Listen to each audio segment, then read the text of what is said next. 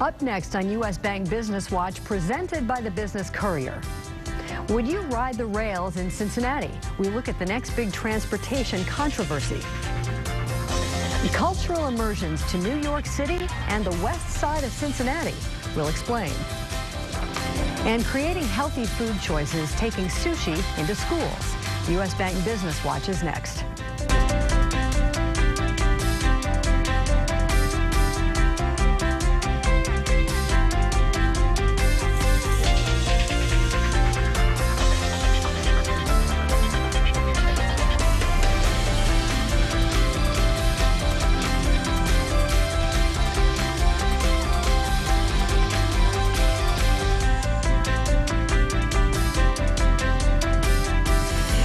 Good morning and welcome to U.S. Bank Business Watch. I'm Peg Rasconi. The Cincinnati streetcar debate has gotten lots of attention, and there are few out there without an opinion. But what's your take on the Oasis rail line? The Business Courier front page centerpiece this week focuses on the next big rail fight. The Oasis line would span 17 miles between downtown and Milford. If completed, Oasis would be Cincinnati's first commuter train. The proposed diesel-powered commuter rail line would run along an existing publicly controlled rail corridor that snakes from downtown to Lunken Airport. Additional right-of-way is needed to pivot the line to Milford. Oasis is deep into the planning stages by the Ohio Department of Transportation and local governments, and is supported by many, including the influential Ohio Kentucky-Indiana Regional Council of Governments, Hamilton County Commissioner Todd Portune, and elected officials in Claremont County. But opposition from traditional public transportation allies is just one obstacle for Oasis supporters. Other issues include the belief by pro-bicycle groups and Cincinnati Mayor John Cranley that Oasis should be a bike and walking trail. And SORTA, the Southwest Ohio Regional Transit Authority, which owns partial rights to the railroad where Oasis would run, is officially neutral. Well, it all adds up to the next fight over local rail, one that could be as lengthy as the 5-year fight over Cincinnati streetcar. It could determine whether commuter rail lines even have a future here. Business Courier editor Rob Dahlmeyer joins Business Watch producer Kelly Leon in the studio with more on the pros and cons outlined in this week's centerpiece story. Rob and Kelly. Thanks, Peg. Rob, thanks for being here. Thanks. So a lot of the traditional supporters of public transportation, like John Schneider is quoted in Chris's story, right, are against this. Why? Yeah, John Schneider was like the face of the streetcar for the last 10 years. Schneider and a lot of other people feel like the proposed commuter rail line, it would be Cincinnati's first, is just not going to hit enough population to be worth the trouble. It's, you know, essentially would snake, as Peg said, snake from downtown along the river, have to go over the Little Miami, through some areas that just flat out don't want it, and there's just not the population base you would get, let's say, if you ran this up 75 or 71, which is what a lot of people think. If we're going to get a commuter rail line, let's make it where all the people are. Yeah. So why this area, and why is this so difficult? Just it was the reason, because the ownership is there. In other words, the availability of this rail line is already in place. There have been a ton of studies. It's always been a pain to get from the east side of Cincinnati to downtown. Anybody who lives in Cincinnati already knows this. It's the worst. I mean, there's 18 different roads you have to go on. So it makes sense from that point of view. If you went anywhere else, you'd have to start from scratch. So they have all of these studies that they're well on their way to finishing. They have some problems. They have some hurdles. Marymount doesn't want it. But they are along the way to getting this done. That's why they picked this. They have the rail rights already. And ultimately, something has to be done. Right. Is that correct? Yes, it is, because the traffic, the population, I just said that the population doesn't warrant it. Yeah. Well, I'll also say this, that the population in Anderson Township and beyond continues to grow. And even though that the areas along the way may not be giant population centers, downtown is, you know, obviously is where the jobs are, and the east side of Cincinnati is growing, and the streets can't handle it. I mean, if you've ever tried to get on Worcester Pike at any time during rush hour, you know that it's just, it doesn't work. So everybody knows something's got to give. It's just, there's so many hurdles and roadblocks on this one. Great story by Chris Wetterick, and I'm sure you guys will continue to follow it. Absolutely. Yeah. Peg, back to you. All right, Kelly and Rob, thanks. Well, Cincinnati was in the spotlight last week in New York City. About 1,000 Cincinnatians, including Business Courier reporter Chris Wetterick, just returned from the nearly week-long event. Cincy and NYC is an effort that brought Cincinnati's major arts organizations and business leaders together to show off the city and the Big Apple. It included performances by the Cincinnati Symphony, the May Festival Chorus, the ballet, and the opera, in addition to exhibits from the Taft Museum and the Cincinnati Art Museum. Central to their pitch was the idea that Cincinnati has big city amenities and culture, but within a more manageable size in terms of population, affordability, and ease of transportation. We have a ready workforce. We have a vibrant startup community. We have amazing quality of life with the arts, with the sports teams. That we have it all. We are a smaller city with all the big city amenities and a great cost of living and an even greater cost of doing business. The Cincinnati USA Regional Chamber of Commerce's new CEO, Brian Carley, was on that trip, and he will join us a bit later with some insight on how it went. Well, some Mercy Health employees are on a cultural immersion of their own on the west side of Cincinnati. Business Courier medical reporter Barrett Brunsman reports that before Mercy Health opened a $270 million hospital in Green Township last fall, more than 24 employees participated in a cultural immersion program so they would better understand and relate to patients on the west side. The effort included visits to Price Hill Chili, the Cincinnati Reds Hall of Fame, St. Ignatius Loyola Catholic Church, and Spring Grove Cemetery. The 30 participants included surgeons, nurses, salespeople, managers, and maintenance workers. According to the hospital president, the goal was to get people out of their normal work mode and create an experience that might improve the patient experience. The second phase of construction is now underway down on the banks along the Cincinnati riverfront. Because Phase 2A will be built on top of an existing parking garage, there were no traditional shovels at the groundbreaking. Instead, Cincinnati Mayor John Cranley and Hamilton County Commission President Chris Monzell got on a lift and helped pour concrete to form one of the pylons that will lift the building into the air. People that live and play on the banks say they love what's happening. Love it, love it. It's cool to see a city that does. I think a lot of cities have this kind of plan, but it's cool to see a city really, putting that in action. A lot of exciting stuff, fun bars, fun things to do. The people that organize events around here are great. Once Phase 2A is complete, the banks will be about 1/3 developed. Well, speaking of a reinvention, the Old River Downs is up and running again as Belterra Park Gaming and Entertainment Center. It includes 6 restaurants, a live entertainment venue, 1,500 slot machines, and a live racetrack that will open next year. The new look and feel of the property is the result of a $300 million investment and renovations that took place over the past year. The impact should be felt throughout Belterra's Anderson Township neighborhood.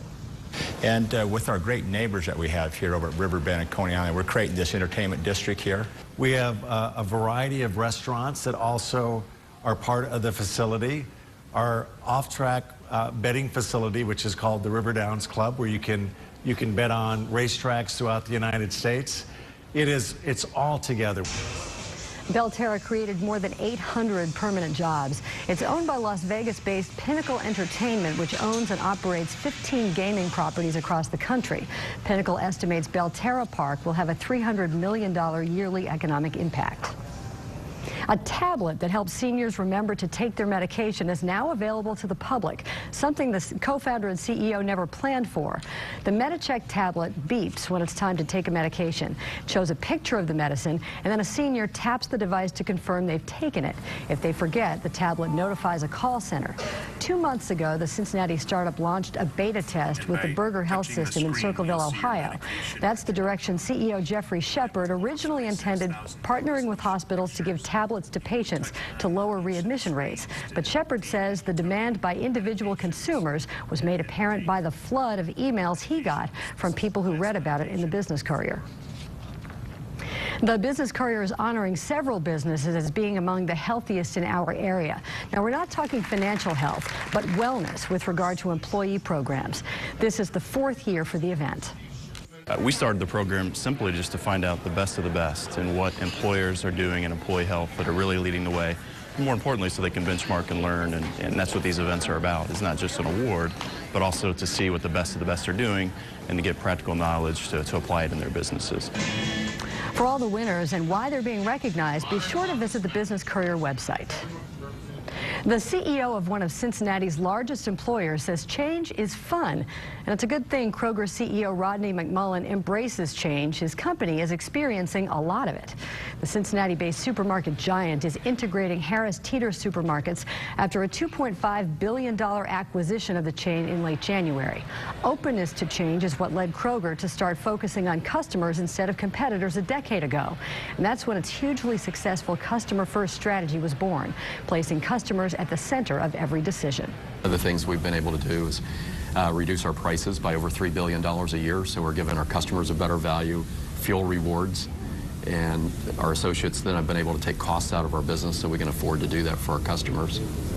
McMullen told Business Courier reporter Steve Watkins Kroger has invested more than $3 billion a year in meeting customer needs. A restaurant concept with 3 local locations is bringing sushi to the masses. Zach Weprin, along with his brother and a childhood friend, created Fusion, a fast casual sushi concept. One way Fusion is growing its customer base is with its Sushi in Schools program.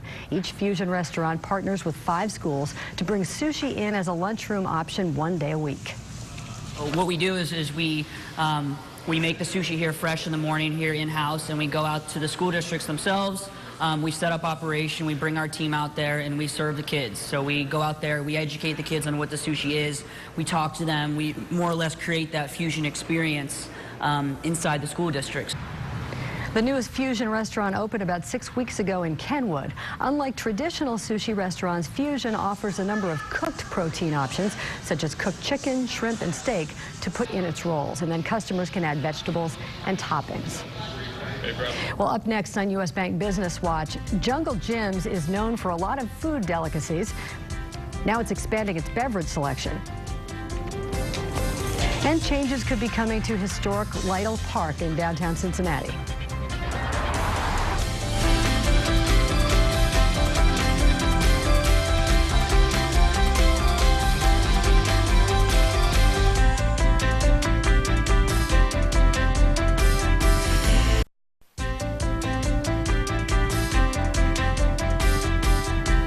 Some news you may have missed if you're not reading the Business Courier online every day or following on Facebook and Twitter. The new proposed boundaries for the Lytle Park Historic District would help Western and Southern Financial Group expand its offices, according to a statement released by the financial services giant. The Cincinnati Planning Commission recently approved a change to the district's boundaries. Western and Southern's plans for the Anna Louise Inn will preserve the building while converting it into a new hotel, similar to the Western and Southern renovations of the Guilford Building and the Phelps Building, both located in Lytle Park. Plans to bring an ultra-modern hotel to Pendleton have fallen through. The CEO of Courier Redevelopment and owner of the former School for Creative and Performing Arts said he gave Remark Hospitality Development some options to move forward with the planned hotel earlier this year, but the hotel developer didn't make the appropriate progress, so the deal is dead. Courier is expected to reveal its new plans for the property tomorrow night at the Pendleton Neighborhood Council meeting. The new mixed-use development under construction near Xavier University announced 3 new tenants. Follett Corporation will add an 11,000-square-foot Xavier University bookstore at the site that includes a full-service Starbucks. In addition, Grater's Ice Cream will open a store. University Station is a $54 million development at the intersection of Montgomery Road and Clenay Avenue. It's expected to open in August. And more evidence the craft beer craze is growing. Jungle Jim's has more than doubled its craft beer and wine department at its Fairfield location. The store is growing the selection of craft beer from 1,500 varieties to about 4,000. A section of the expansion will be devoted to local breweries. Well, cheers. Making news in the market this year has been the high number of so-called corporate actions, such as IPOs and mergers and acquisitions. Another type of transaction making headlines recently is the stock spinoff. In this morning's U.S. Bank Economic 360, Mike Denneman, Vice President and Senior Portfolio Manager for U.S. Bank, joins Business Courier editor Rob Dawmeyer in the studio. Mike and Rob. Peg, thanks. Mike, thanks for being here. Good morning, Rob. What is a spinoff? first of all, and why would a company want to do a spinoff? Sure. So it's really a pretty basic transaction, really. Most corporations in the U.S. do more than one thing. They have multiple subsidiaries, they have different divisions, and on occasion, management will decide that one of those subsidiaries or divisions just doesn't fit in with the business model anymore. Could be for any number of reasons. Maybe they just simply make a product that the company is no longer interested in marketing. So what management can do is create a brand new company that houses only that subsidiary. They then issue new shares of stock for that company and pass them out to the current shareholders. So that's the spinoff. And investors find themselves then owning two separate companies, the original parent and then the new spinoff, which is now a completely separate standalone entity. So we're talking about shareholders. Is this something shareholders typically should like, or is it a sign maybe that something's going on that isn't happening the right way? Sure. Well, I would say in general it's a positive thing, or at least a neutral. Certainly there can be bad spinoffs. There's examples, of course, where companies will spin off subsidiaries that are total lemons, so you have to be cautious for that. But generally it's beneficial for both companies. For the parent, it no longer has the distraction of a subsidiary that it wasn't making a priority anyway. And for the new spinoff company, it now has its own management, it has its own shareholders, so it can focus on what it does, its very narrow business line, without worrying how that fits into a larger corporate umbrella. So what should a shareholder do? If I've invested in a company that I've done some research on, or that my broker, my bank has done some research on, then all of a sudden, I have shares in a company that I don't know much about because it was a part of a business that maybe I didn't know much about. What do I do? Right. Well, there's some practical considerations first off. You have to remember that the spinoff is going to be a very small slice of the original parent company. So if you own, say, 100 shares in the parent company, you can't expect to get 100 shares of the spinoff. You're going to end up more with 5, maybe 10 shares. So for many investors, that's a nuisance. I mean, really, who wants 5 shares of a stock? So many will just impulsively sell those shares immediately, and that creates pressure on the share price. It holds it down artificially as everyone's selling these shares right off the bat. But for patient investors, if you hold on to those shares, if you wait for that initial selling to die down, oftentimes you'll start to see the share price of the spinoff begin to rise. In fact, many studies show that over time, the spinoff will begin to outperform the parent. So I would suggest don't sell it immediately. Be patient, give it some time, look into it, find out what the company does, what its prospects might be, because oftentimes, even though the parent didn't want it, these spinoffs are diamonds in the rough. Yeah, sounds like great advice. Mike, thanks for being here. Thank you. Peg, back to you. All right, Rob and Mike, thanks. Still to come on U.S. Bank Business Watch. Meet the new man in charge at the Cincinnati USA Regional Chamber. Just back from New York, where he was part of a delegation touting the benefits of Cincinnati USA. And congratulations to Chip Workman, lead advisor and shareholder with the Asset Advisory Group, another of our 40 under 40 honorees.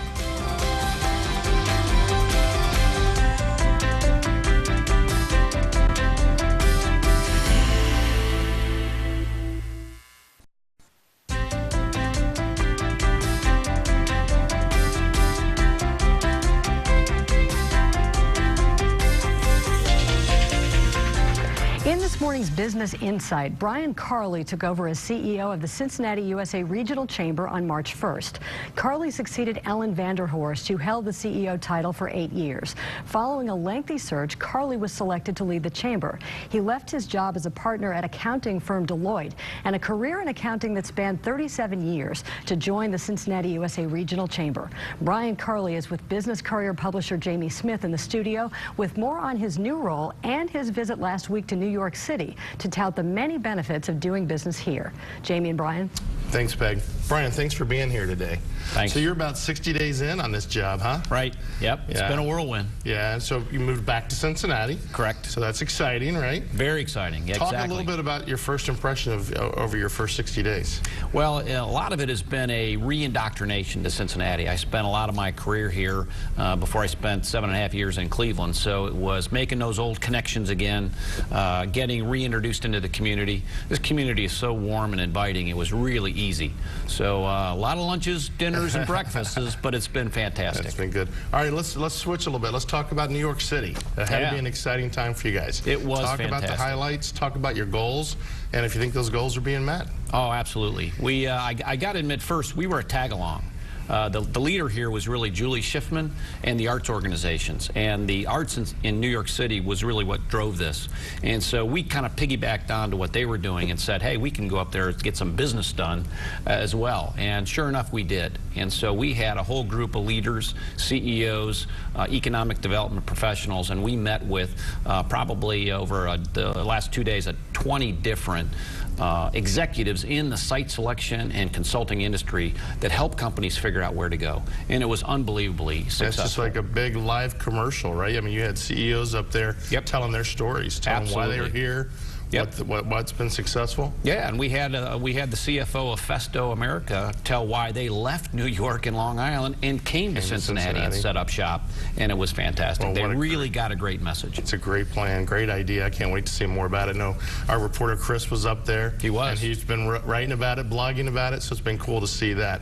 Now, talking a little bit about collaboration. You guys are going to be moving, I think, in October. Is that right? We are. October 1st, we move into a new building, 3 East 4th Street.